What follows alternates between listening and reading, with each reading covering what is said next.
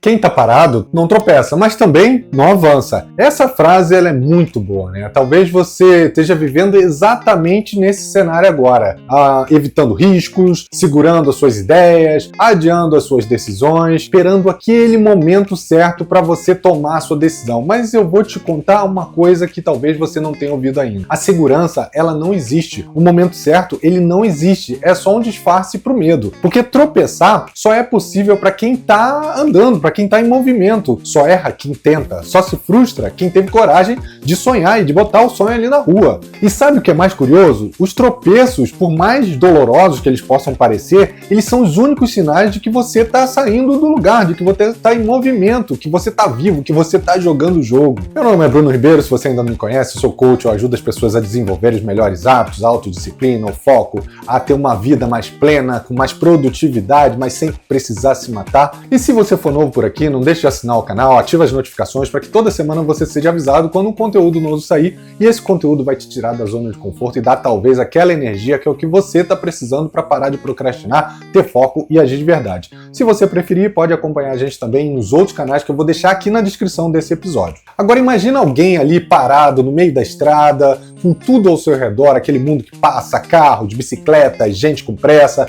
Essa pessoa observa tudo com aquela atenção, ela avalia os riscos, ela calcula as rotas, mas ela não dá um passo. E por quê? Porque andar implica na incerteza, e incerteza dá medo, e medo de errar é medo de ser julgado, e de não dar conta do que pode acontecer com você. É exatamente isso que aquela tal zona de conforto faz com a gente. Ela convence a gente de que parar é mais inteligente do que falhar, que é melhor não agir do que se arrepender depois de ter tentado. Mas o grande ponto que a gente esquece é que essa estagnação ela também tem um custo, e um custo muito alto. Estar parado é a forma mais lenta de desistir. Enquanto você está ali esperando a coragem perfeita, pela validação externa, pelo sinal do universo, pelos dias que vão se seguir, o tempo passa, a vida passa e ninguém espera ninguém. Eu duvido que você nunca tenha ouvido a história do Thomas Edison, né? Afinal, ela é a mais usada como exemplo de sucesso e fracasso. Para quem não sabe a história, ou então nunca ouviu, eu vou resumir aqui. Thomas Edison foi o inventor da lâmpada elétrica, né? Aquela que quem é velho assim como eu sabe que tem ali o filamento, né? Meio amarelado, e ele esquenta pra caramba. Quando você tenta trocar a lâmpada, você acaba queimando a mão. E diz a lenda que foram mais de 1000 tentativas frustradas antes dele conseguir efetivamente criar aquela lâmpada. E aí, quando perguntaram para ele como é que ele se sentia, depois de tantos anos tentando ali, ele só respondeu o seguinte: eu não falhei 1000 vezes, eu descobri 1000 formas que não funcionam. E essa resposta ela mostra uma mentalidade, uma maneira de pensar diferente, de enxergar o tropeço. Tropeçar não é retrocesso, é progresso, a não ser que você desista no meio do caminho. Porque a verdade é o seguinte: a cada vez que você tenta, você aprende algo novo sobre o mundo, sobre os outros e até sobre si mesmo. E essa é uma vantagem que quem está parado nunca vai ter. Mas vamos falar sobre um outro tipo de paralisia, aquela provocada pela busca do plano perfeito. Você já deve ter se pego pensando alguma coisa assim: eu só vou começar quando eu tiver com tudo planejado. Olha, ainda não é o momento certo, eu preciso me preparar mais, talvez eu precise aprender ou estudar um pouco mais. Mas e se não der certo? Esses "e se", eles são um ladrão do seu movimento. Ele se disfarça de prudência, de planejamento, de perfeição, mas na verdade é medo camuflado. É medo de não ser suficiente, de se expor, de se decepcionar. Só que aqui tem um ponto cego nessa lógica. Você só vai se tornar bom fazendo. Não tem livro, não tem curso, não tem planejamento que substitua a experiência real de você executar. É no tropeço que você vai afinar a sua intuição, é no erro que você vai fortalecer a sua musculatura emocional e é na prática que você vai trazer a confiança no seu dia a dia. E, gente, confiança não vem antes, vem depois de você executar. E vamos ser honestos, se mexer dói, dá aquele frio na barriga, bagunça tudo do seu dia, né? Mas também é nesse movimento que as coisas mais importantes da sua vida acontecem. Você se descobre mais resiliente do que você imaginava diante dos desafios que vão acontecer. Você conhece pessoas que estavam no mesmo caminho ou esperando alguém como você para poder andar junto. Você aprende a rir dos tropeços e dos problemas que você vai enfrentar e contar as suas cicatrizes como se fossem medalhas e até como histórias engraçadas. E o mais importante, você deixa de ser espectador da sua própria vida. Você vive uma vida de protagonista. Eu já usei essa metáfora aqui muitas vezes, né? Mas ela é sempre a melhor para ilustrar avanço passo a passo, né? Imagine que você está ali dirigindo uma estrada à noite, é uma estrada desconhecida, você está ali dentro do carro, sabe quando você está, tipo, Rio Manilha, tudo escuro nas laterais, você não sabe o que está acontecendo, você até se aproxima ali do volante para ver se você enxerga melhor. E para que servem os faróis do carro nesse momento? Para iluminar o caminho, né? Mas ele ilumina o caminho todo? Não, né? Ele ilumina só os próximos 20, 30 metros ali à sua frente. E isso é o suficiente para você continuar. Você não vê a estrada completa, você não vê o seu destino. Você entende, né, a beleza dessa metáfora? É assim que é a vida. Você não vai ter como ver tudo. Você vai ter que andar com a distância que você percebe, com a distância que você é capaz de entender, de se planejar. Você não precisa enxergar o seu destino inteiro, só precisa confiar no próximo movimento. Então dê um passo, tropece se for o caso, levante se for necessário, continue a se mexer. Porque cada tropeço pode te aproximar de um destino que você não vai alcançar se você ficar parado. A gente aprendeu errado que fracassar é o contrário de vencer, né? Mas a verdade é que fracasso faz parte do caminho, da vitória, não do caminho de você desistir. Vou te contar aqui uma história que talvez você não conheça. Você sabia que o Steve Jobs foi demitido da própria empresa antes de voltar e se tornar ali a referência no mercado de inovação, ali por conta da Apple? Sabia também que a Oprah Winfrey, ela foi considerada imprópria para a TV? A J.K. Rowling também ouviu não de 12 editoras antes de conseguir publicar o seu livro do Harry Potter, que virou ali um fenômeno mundial, né? E o próprio Walt Disney, ele foi demitido porque falaram que faltava imaginação e boas ideias. Dá para pensar sobre isso falando do Walt Disney? Todos eles tropeçaram, todos eles seguiram em frente. E se você chegou até aqui, talvez você esteja sentindo aí um misto de incômodo e de empolgação, e isso é bom, é um sinal de que algo dentro de você está querendo se mover. Então, vamos continuar entendendo o que te segura de ter o seu sucesso? E se eu errar na frente de todo mundo? Essa pergunta ela é persistente, ela é uma das principais formas de paralisia que milhares de pessoas passam todos os dias, né? Você já deve ter sentido isso, a vontade de fazer alguma coisa diferente, de ousar, de se mostrar, mas tem alguma coisa, um incômodo ali que te trava na hora que você pensa sobre isso. Na maioria das vezes não é falta de capacidade, não é uma ausência de ideia, é o peso de ser visto falhando, e o olhar dos outros pode parecer leve. Você até pode falar, eu não ligo para o que os outros pensam de mim, mas a verdade é que você liga, e liga muito, porque essa é uma das amarras emocionais mais fortes que existem, e se não for enfrentada, você pode desistir no meio do caminho, ou até mesmo antes de começar. A verdade é que muita gente vive como se estivesse ali num palco, né? Mesmo sem plateia. A gente veste máscaras, a gente muda e modera as nossas opiniões, a gente filtra as nossas escolhas, tudo para evitar aquele desconforto, aquele olhar torto, aquela crítica ou até um sentimento de rejeição. A vida vira um verdadeiro feed editado, a autenticidade vira um risco, a espontaneidade vira uma ameaça da sua aceitação. Mas quer duas notícias boas para você? Não sei se vão ser tão boas, né? A primeira é, você não é tão importante assim, e quem te julga está lidando com os próprios medos e não com os seus. A maior parte das pessoas está ocupada demais tentando parecer segura, enquanto esconde ali as suas inseguranças, assim como você também deve estar. E adivinha, eles estão tão preocupados com o próprio reflexo quanto você. E você quer entender como essa crença do julgamento pode ser sido construída para que você possa se livrar dela?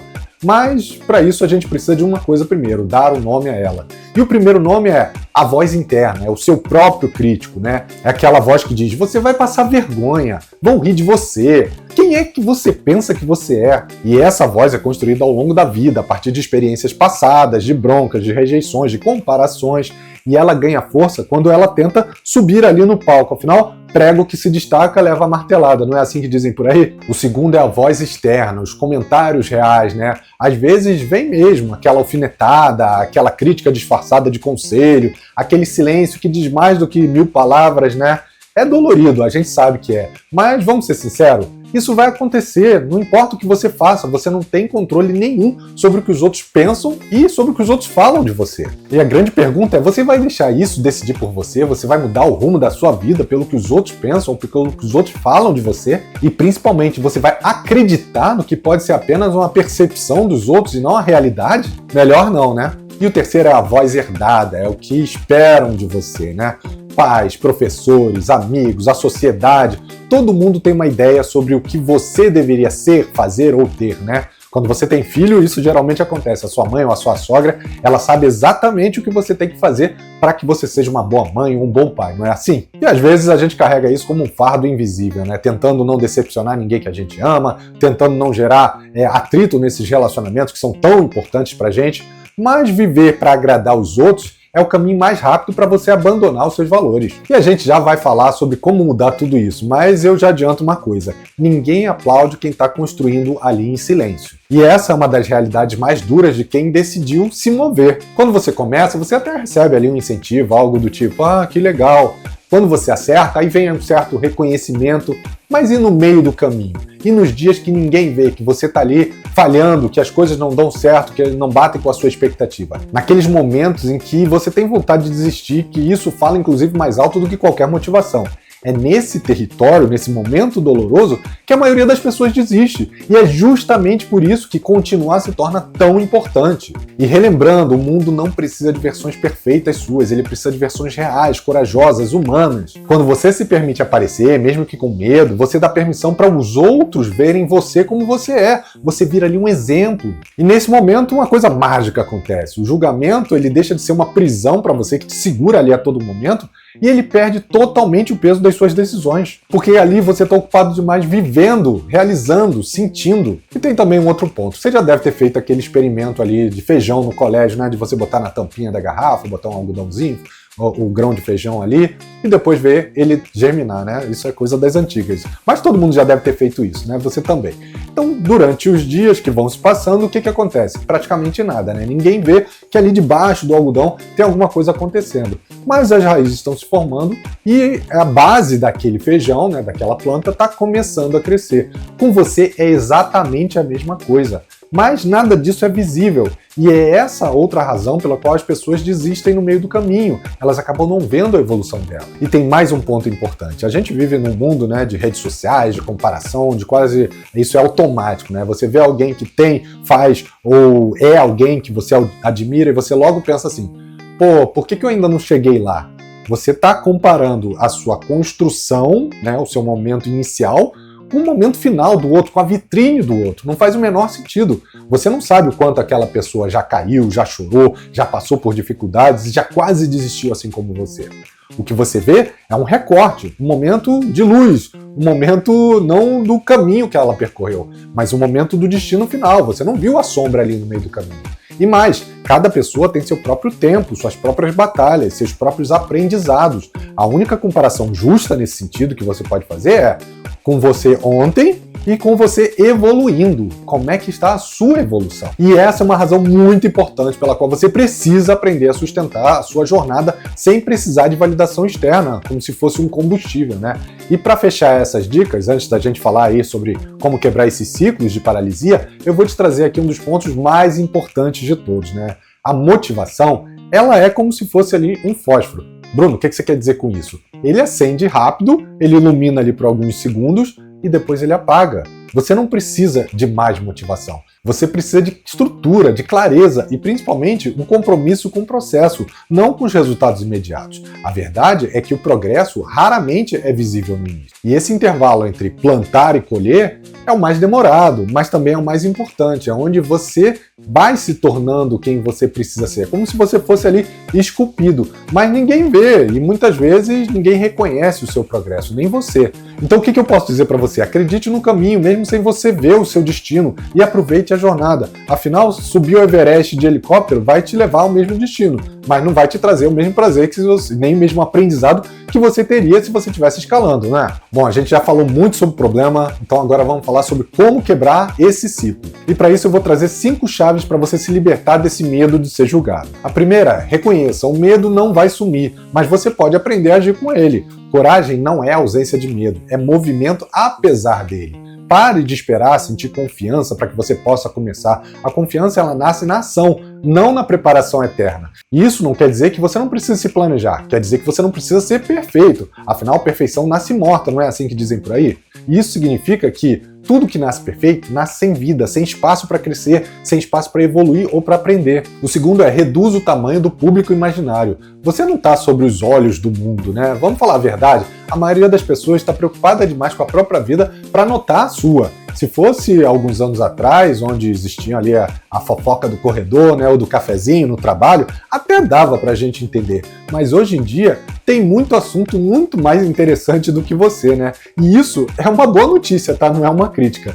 Desinflar essa ideia de que todo mundo tá te olhando, tá prestando atenção em você, já vai te trazer ali um alívio enorme. Terceiro ponto é, lembre-se, só quem faz é julgado. Quem critica do sofá nunca sabe o que é suar a camisa ali no meio de campo, né? Todo grande nome já foi ridicularizado, já passou por crítica, já teve erros no meio do caminho, já aprendeu com os próprios erros e fracassos para construir um caminho de sucesso. Todo movimento novo já foi considerado estranho. Ser julgado é sinal de que você está fazendo algo relevante, algo diferente do que esperam de você. Por trás de uma pessoa paralisada pelo julgamento, sempre vai ter um crítico ali esperando para roubar a sua oportunidade. O quarto ponto é cerque-se de quem anda junto com você. Você não precisa de uma plateia, você precisa de uma tribo, né? De um grupo com a mesma mentalidade de crescimento que você. Gente que torce, que compartilha, que empurra, e não é para te agradar, mas é para te lembrar de quem você é. E eles vão te criticar, pode ter certeza, porque quem quer te ver crescer vai apontar onde você pode melhorar e não vai ficar no silêncio para te ver se ferrar na vida. O quinto ponto é cultive o orgulho de ser quem você é, não a ilusão de ser aceito pelos outros. A autenticidade, ela assusta quem vive de aparência, mas ela atrai quem vive de verdade. Ser honesto aos seus valores, aos seus princípios, se colocar vulnerável, contar suas histórias de fracasso, tudo isso gera conexão, e conexão gera impulso de ação, talvez o que você precise para se manter em movimento.